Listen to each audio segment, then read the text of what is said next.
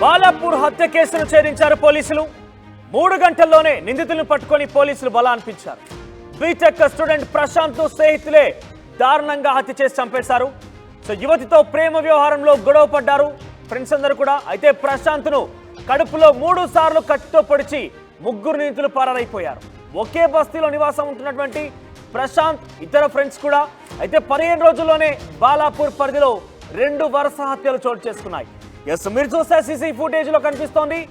అక్కడ కనబడుతున్నటువంటి దృశ్యాలు మీరు చూస్తే కనుక క్లియర్ గా కనిపించకపోయినప్పటికీ కూడా ఆ లెఫ్ట్ సైడ్ లో కనిపించేటువంటి ఆ మండి అనేది కనబడుతుందో W3 ఆ ఫ్లెక్సీ లోపల ఒక టీ స్టాల్ ఉంది. అక్కడికి వచ్చి అందరూ కూడా టీ తాగుతున్నారు. వారంతా కూడా ఒకే బస్తీలో నివాసించేటువంటి ఆ వ్యక్తులు. అయితే ప్రశాంత్ ఇక్కడ కనబడుతున్నటువంటి ప్రశాంత్కి సంబంధించి చంపేసిన నిందితుల ఫోటోలు కనబడుతున్నాయి ఇక్కడ. సో అందరూ కలిసి టీ తాగుతున్నారు. ఈ నేపథ్యంలోనే ఒక ఫ్రెండ్ కత్తి తీసి వెంటనే ప్రశాంత్ పై దాడి చేశాడు. 3 సార్లు కత్తితో పొడి చేశాడు. ఆ తర్వాత ప్రశాంత్ బ్యాగ్ పట్టుకొని బయటకు వచ్చాడు ఇంకో గేట్ పై నుంచి. సో మీరు చూస్తే కనుక మీకు చూపిస్తాను నేను. ఎస్, ఇప్పుడే బయటకు వస్తున్నారు నిందితులు. ఎస్, ఎగ్జాక్ట్లీ ఇప్పుడే బయటకు వచ్చారు. బయటకు వచ్చి బయటకు వచ్చాడు. ఆ 3 కలిసి ఒకే రూట్ వెంట వెళ్తున్నారు. ఆ 3 కూడా ఇక్కడ ఫోటోలో కనిపించే వ్యక్తి మొదట బయటకు వచ్చాడు. ఆ తర్వాత మరో వ్యక్తి, ఆ తర్వాత మరో వ్యక్తి, 3 కూడా బయటకు వచ్చారు. అయితే గాయాలపడిన ప్రశాంత్ మరొక డోర్ నుంచి బయటకు వచ్చి సాయం కోసం ఎదురు చూశాడు, కానీ ఎవరు కూడా సహాయం చేయలేదు.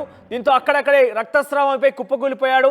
ఆ తర్వాత కొట్టుమిట్టాడుతూ ఒక వ్యక్తిని చంపేసిన తర్వాత ఏ రకంగా కొట్టుమిట్టాడుతున్నది అక్కడ చాలా క్లియర్ కనబడుతోంది. కింద పడిపోయి ఆర్తనాదాలు చేస్తూ సహాయం చేయాలంటూ కూడా కొట్టుమిట్టాడు, కాళ్ళు కొట్టుకున్నాడు, కానీ ఎవరు కూడా సహాయం కోసం రాలేదు. కానీ ఎంతో తేలికపాటిగా అటు నుంచి చాలా మంది కూడా ఇద్దరు చూస్తే కనుక పక్క నుంచి కూడా యువకులు వెళ్తున్నారు, కానీ ఆయనకి ఎవరు కూడా సహాయం చేయలేదు. బహుశా ఆ సమయంలో కనుక ఆయనకు సహాయం చేసి వెంటనే అంబులెన్స్ కనుక ఫోన్ చేసి ఉంటే ఆయన్ని కాపాడేవారేమో.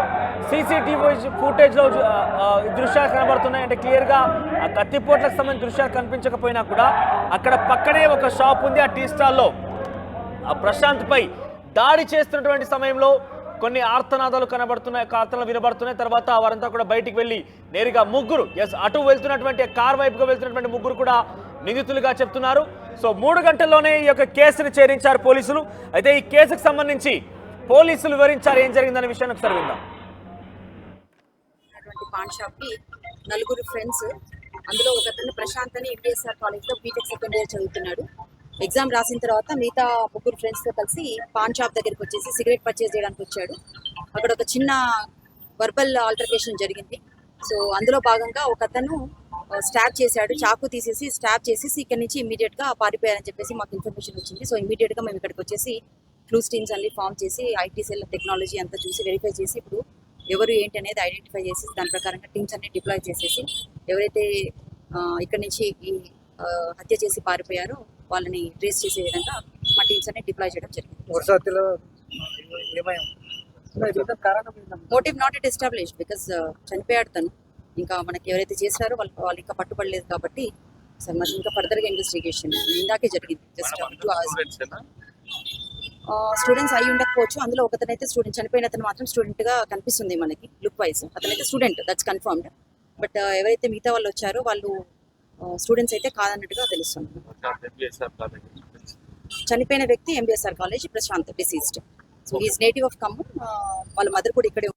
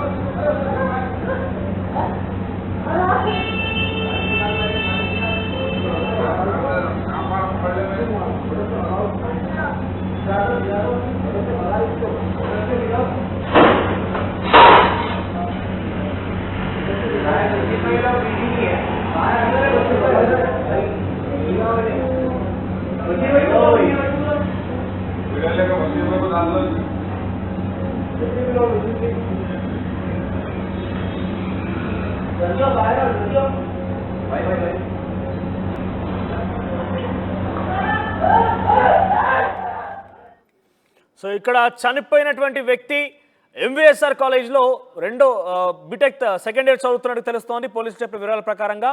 సో ఆయన మాత్రమే స్టూడెంట్. వచ్చినటువంటి ఇతర ముగ్గురు వ్యక్తులు ఎవరైతే తనపై దాడి చేసి హత్య చేశారో వారు బస్తీలో వారుగా తెలుస్తోంది, బస్తీలో ఉన్నటువంటి ఫ్రెండ్స్గా తెలుస్తోంది. అయితే ముగ్గురు కూడా అంటే నలుగురు కూడా వచ్చి అక్కడ పాన్ షాప్లో సిగరెట్ కొనుక్కునేందుకు వచ్చారు. ఈ నేపథ్యంలోనే ప్రశాంత్పై కొంత వాగ్వాదం జరిగింది. ఇద్దరి మధ్య ఒక ప్రేమ వ్యవహారంపై ఇద్దరు కూడా మాట్లాడుకున్నారు. పరస్పరంగా ఒకరిపై ఒకరు మాటలు రువ్వుకున్న పరిస్థితి కనబడుతోంది. మాట్లాడుకున్న తర్వాత వెంటనే అక్కడ వచ్చినటువంటి ఒక వ్యక్తి ఆ బస్తీలో తనతో పాటుగా ఉన్నటువంటి ఒక స్నేహితుడు కత్తి తీసి వెంటనే ప్రశాంత్పై దాడి చేయడం ప్రారంభించాడు. ప్రశాంత్పై 3 సార్లు కత్తిపోట్లతో పొడిచాడు. దీంతో వెంటనే అక్కడి నుంచి పారిపోయేవారంతా కూడా ప్రస్తుతానికి ఎవరనే విషయాన్ని గుర్తించాం, కానీ వారు ఇంకా పట్టుకోలేదంటగా పోలీసులు తెలుపుతున్నారు. ఒకసారి ప్రతినిధి దేవిక దగ్గరికి వెళ్దాం. దేవిక, సో ఈ ఘటన గల ప్రధాన కారణం ప్రేమ వ్యవహారం అంటూ తెలుస్తోంది. సో ప్రశాంత్ కుటుంబీకులు ఏం ఆరోపిస్తున్నారు? అక్కడ బస్తీలో వారు ఎవరైతే ప్రశాంత్ పై దాడి చేశారో వారు స్టూడెంట్లు కాదన్నట్టుగా పోలీసులు తేల్చి చెప్తున్నారు. సీసీటీవీ ఫుటేజ్ చూసినా కూడా చాలా క్లియర్గా వారు ఎవరైనా అర్థమవుతోంది. సో వారి పట్టుకునే ప్రయత్నం చేశారా పోలీసులు? వారికి సంబంధించి ఎటువంటి అప్డేట్స్ అందుతున్నాయి? ఎస్ మనోజ్, ప్రస్తుతం ఇప్పుడు చూసుకుంటే ఇటీవల కాలంలో బాలాపూర్లో వరుస హత్యలు అయితే చోటు చేసుకుంటున్నాయని చెప్పాలి. అయితే ప్రస్తుతానికి రియాజ్ హత్య తర్వాత ప్రశాంత్ అనే విద్యార్థిని అతి దారుణంగా ఒక రెస్టారెంట్ దగ్గర అయితే చంపడం జరిగింది. అయితే ప్రస్తుతం నిన్న ఎవరైతే ప్రశాంత్ అనే విద్యార్థి ఉన్నాడో అతను అలాగే కాలేజ్కి సంబంధించిన వ్యక్తులు అయితే కాదు అని చెప్పి కూడా పోలీసులు చెప్పడం జరిగింది. ఎవరైతే ముగ్గురు అతన్ని చంపడానికి ప్రయత్నించారో అలాగే చంపారో వాళ్ళు మాత్రం ఎవరైతే ప్రశాంత్ ఫ్రెండ్స్ అయితే కాదు అని చెప్పి కూడా తెలుస్తా ఉంది. అయితే ప్రశాంత్ అనే వ్యక్తి ఖమ్మంకి చెందిన వ్యక్తిగా అయితే పోలీసులు గుర్తించడం జరిగింది. బాలాపూర్లో తన తల్లితో నివాసం ఉంటున్నాడు. అలాగే ఎంవీఎస్ఆర్ కాలేజీలో అతను బీటెక్ సెకండ్ ఇయర్ అయితే చదువుతూ ఉన్నాడు. అయితే నిన్న సాయంత్రం కాలేజ్ అయిపోయాక ఎవరైతే బస్తీ వాసులు అంటే బస్తీకి చెందిన ఫ్రెండ్స్ ఎవరైతే ఉంటూ ఉంటారో వాళ్ళతో కలిసి మండి అరేబియన్ 36 అరేబియన్ మండికి అక్కడికి వెళ్ళి అక్కడ ఒక పాన్ షాప్ దగ్గర ఆయన అంటే సిగరెట్ కోసం మాట్లాడుకుంటున్న సమయంలో అంటే కాలేజీలో ఆల్రెడీ ఇతనికి ఒక ప్రేమ వ్యవహారం ఉందని చెప్పి కూడా తెలుస్తూ ఉంది. అంటే వాళ్ళిద్దరి మధ్యలో ఒక ఎవరైతే ఇప్పుడు ఇంకా ముగ్గురు సుమన్, మాధవ్ ఇంకొక వ్యక్తి ఉన్నారో వీళ్ళ ముగ్గురు అలాగే ప్రశాంత్ వీళ్ళకి సంబంధించి ఒక చిన్న గొడవ అయితే జరిగింది. అందులో భాగంగానే ఎవరైతే ఈ ముగ్గురు వ్యక్తులు ఉన్నారో ఆ ముగ్గురు వ్యక్తులు తెచ్చుకున్న కత్తిని వెంటనే బయటికి తీసి ప్రశాంత్ అనే విద్యార్థి మీద అతి దారుణంగా కిరాతకంగా అయితే చంపడానికి ప్రయత్నించడం జరిగింది. అయితే అతను ఎవరైతే ప్రశాంత్ ఉన్నాడో అతను బయటికి వస్తున్నా కూడా ఎవరు అక్కడ వాళ్ళు ఆపని పరిస్థితి అయితే మనకు కనిపిస్తా ఉందనే చెప్పాలి ఇక్కడ సీసీటీవీ ఫుటేజ్ లో కూడా. అయితే ఆయన అరుస్తున్నప్పటికీ కూడా కాపాడండి అని అరుస్తున్నా బయటికి వస్తున్నా కూడా జరుగుతుండేవా? ఎస్ మనోజ్, ప్రస్తుతానికైతే గతంలో కూడా ఇలాంటివి 2-3 సార్లు జరిగాయి. ఇంకోటి ఎవరైతే ఇప్పుడు ఈ ముగ్గురు నిందితులు ఉన్నారో అతని ప్రశాంత్ని చంపేస్తామని బెదిరించిన సందర్భాలు కూడా ఉన్నాయి. అయినా కూడా బస్తీ వాసులు అవ్వటంతో ఒకరొకరు కలిసిపోయారు అనేది కూడా తెలుస్తా ఉంది. అయితే ప్రస్తుతానికి ఇదంతా జరిగిపోయాక ఎవరైతే ఈ అరేబియన్ రెస్టారెంట్ యాజమాన్యం ఉందో వాళ్ళు వెంటనే పోలీసులకి ఇన్ఫర్మేషన్ ఇవ్వడంతో పోలీసులు వచ్చి వెంటనే అక్కడ జరిగిన ఘటన స్థలాన్ని మొత్తం కూడా పరిశీలించి సీసీటీవీ ఫుటేజ్ని కూడా మొత్తం పరిశీలించిన తర్వాత కేవలం 3 గంటల్లోనే నిందితులను పట్టుకోవడం జరిగింది. ఇక్కడ మనం చూడొచ్చు ఎప్పుడైతే ప్రధాన కారణం ఏం చెప్తున్నారు అంటే బస్తీలో వాళ్ళందరూ కూడా చదువుకునేవారు కూడా కాదు అంటూ పోలీసులు తెలుపుతున్న వివరాల ప్రకారంగా వారు చదువుకునేవారు కూడా కాదు, కాలేజీలో గొడవలు అయితే అయి ఉండేవి కాదు. సో ఈ నేపథ్యంలో ఖమ్మం నుంచి వచ్చి ఇక్కడ నివాసం ఉంటూ చదువుకునే వ్యక్తి ఈ ప్రశాంత్కి ఆ బస్తీ వాసులకు మధ్య గొడవ ఏంటి?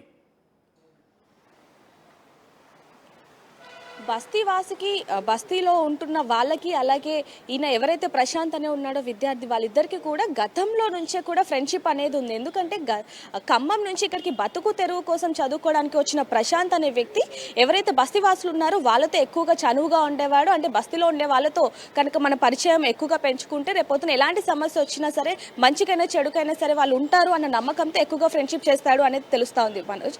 అయితే ఇప్పుడు కనుక ప్రస్తుతానికి చూసుకుంటే ఇటీవల కాలంలో కూడా ఒకసారి ఇద్దరి మధ్య ఒక అమ్మాయి విషయంలో ప్రేమ వ్యవహారంలో గొడవ జరిగింది. అదే మనసులో పెట్టుకొని మంచిగా ఉంటూనే ఈ విధంగా చేశారనేది కూడా పోలీసులు చెప్పడం జరుగుతుంది. అయితే ప్రస్తుతానికి ఈ హత్యకి గల కారణం మాత్రం ప్రేమ వ్యవహారం అనేది తెలుస్తా ఉంది. కానీ పోలీసులు ఆ ముగ్గురు నిందితులని పట్టుకొని ఖచ్చితంగా విచారించి అసలు నిజంగానే ప్రేమ వ్యవహారమే దీనికి కారణమా అనేది కూడా తెలుసుకునే ప్రయత్నం చేస్తామని కూడా పోలీసులు చెప్పడం జరుగుతుంది మనోజ్.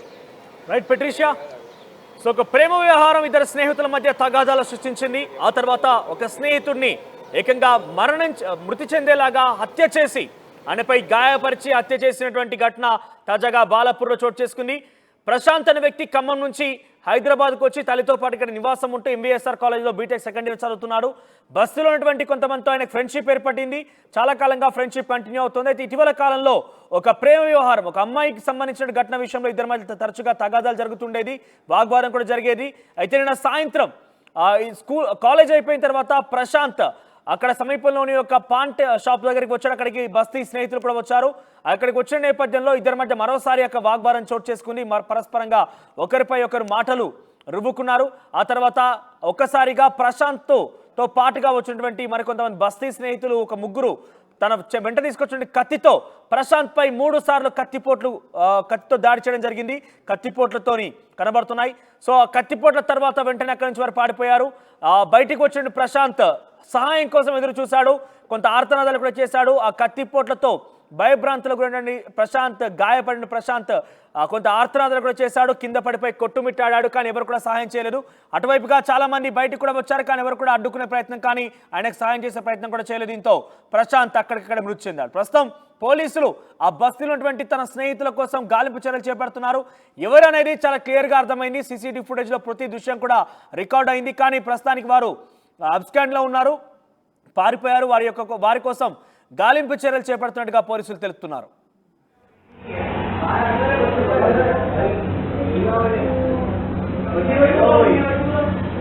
వీళ్ళ